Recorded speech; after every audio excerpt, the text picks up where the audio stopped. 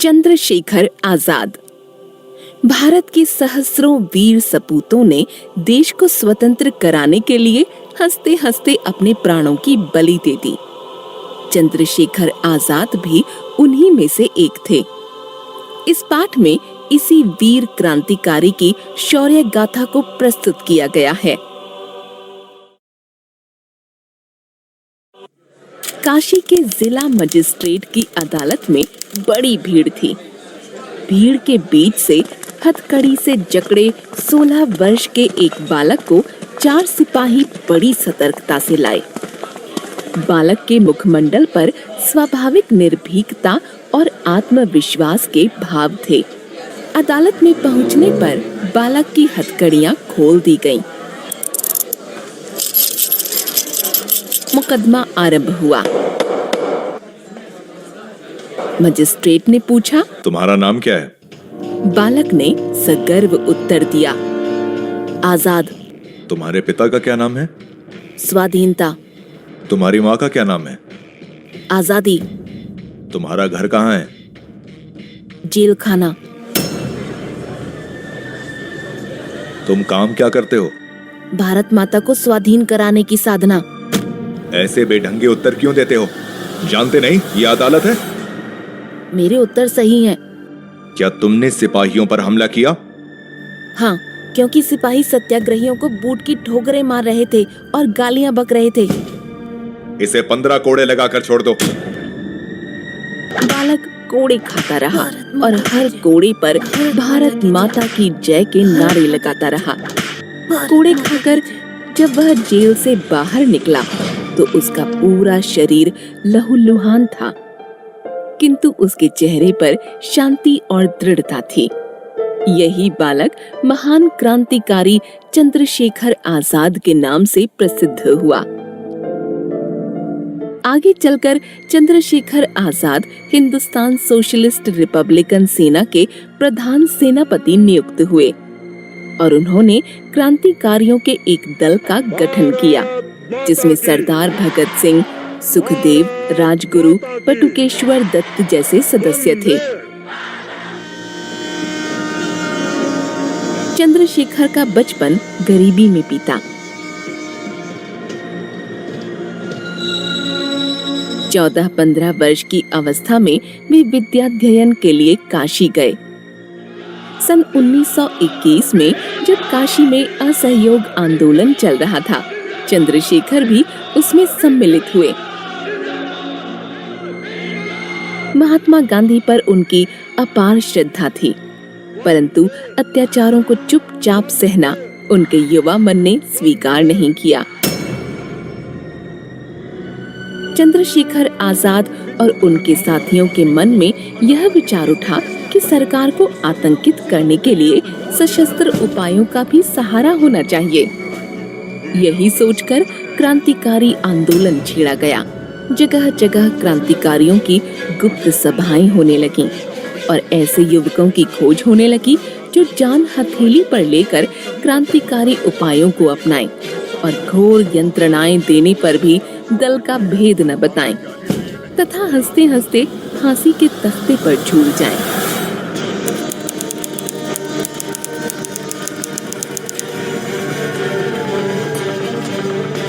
दल के पास संगठन के लिए रुपये नहीं थे,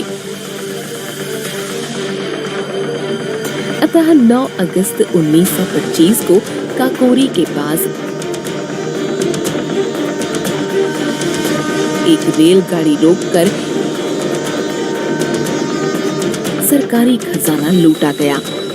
यह काम शहीद राम प्रसाद बिस्मिल के नेतृत्व में किया गया था। इसमें आजाद भी शामिल थे।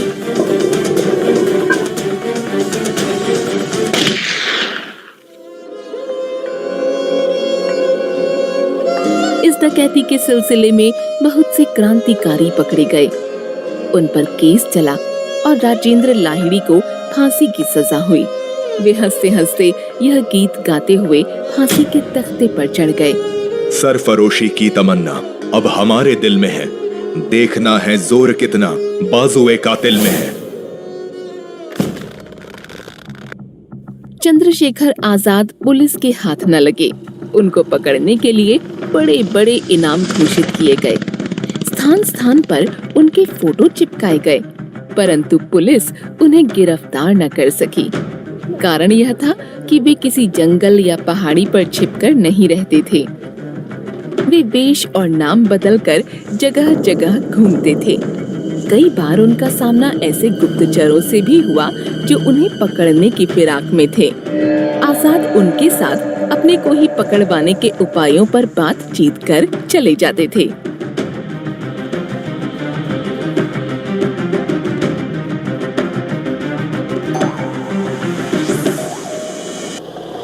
झांसी में कुछ दिन उन्होंने मोटर ड्राइवर बनकर मोटर चलाना सीखा और पुलिस अधीक्षक को मोटर चलाकर दिखाई और लाइसेंस भी प्राप्त कर लिया।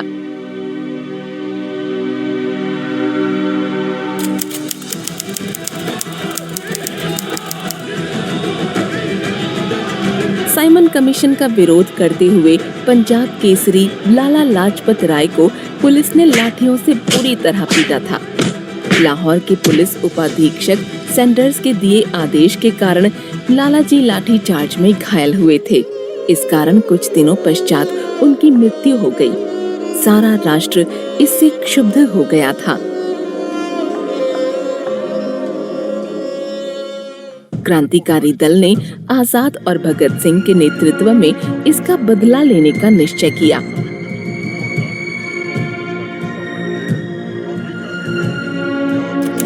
और योजनानुसार आजाद की देखरेख में राजगुरु और भगत सिंह ने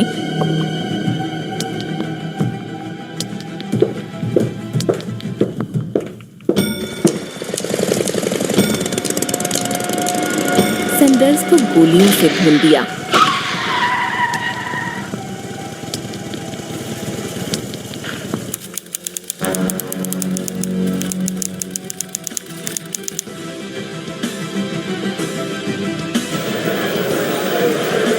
अंग्रेज सरकार ने जनता को कुचलने के लिए 2 दमनकारी बिल केंद्रीय असेंबली में पेश किए। देश ने एक स्वर में उनका विरोध किया। भगत सिंह और बटुकेश्वर दत्त ने असेंबली में बम फेंका और जानबूझकर वहीं गिरफ्तार हो गए। इसके बाद आजाद के और साथी भी गिरफ्तार हो गए। तब दल के पुनर्गठन और दल को आगे बढ़ाने का काम अकेले आजाद के कंधों पर आ गया। इसी कार्य के लिए उन्हें प्रयाग जाना पड़ा। प्रयाग में एक दिन वे एल्फ्रेड पार्क में बैठे हुए थे।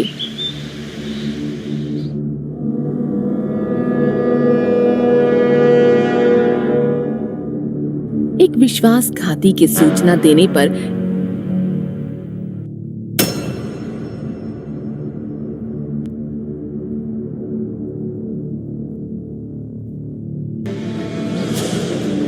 एकाएक पुलिस का एक बड़ा दल वहां आ पहुंचा।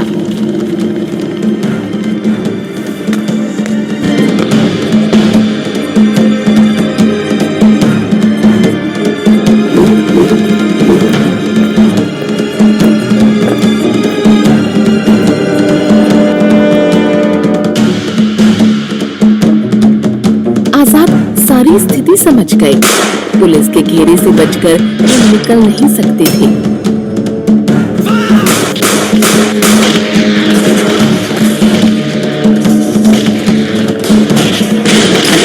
वे एक विशाल वृक्ष की आड़ में छिपकर पुलिस पर गोलियां चलाने लगे। उनकी प्रत्येक गोली एक पुलिस वाले का कान तमाम कर देती थी।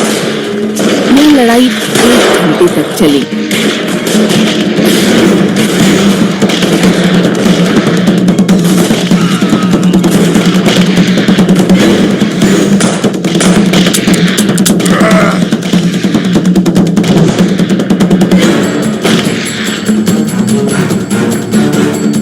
जब उनके पास सिर्फ एक गोली बची तो उन्होंने उसे स्वयं अपनी कनपटी पर रखकर अपनी जीवन लीला समाप्त कर ली। वे कहा करते थे, अंग्रेज सरकार के पास कोई ऐसी गोली नहीं है जो आजाद को खत्म कर सके। अपनी इस बात को उन्होंने मरते मरते सही सिद्ध कर दिखाया। आजाद वीरता की मूर्ति थे। स्फूर्ति उनके अंग अंग से झलकती थी। वे निर्भीकता के साक्षात स्वरूप थे। राष्ट्र ने उनके प्रति अपनी कृतज्ञता व्यक्त करने के लिए उनकी एक मूर्ति उसी स्थान पर स्थापित की है जहां वे वीर गति को प्राप्त हुए थे। उसी के निकट आजाद पुस्तकालय है, जहां भारत माता की स्वाधीनता के लिए फांसी पर झूलने वाले उनके साथियों की जीवन गाथाएं सुरक्षित हैं।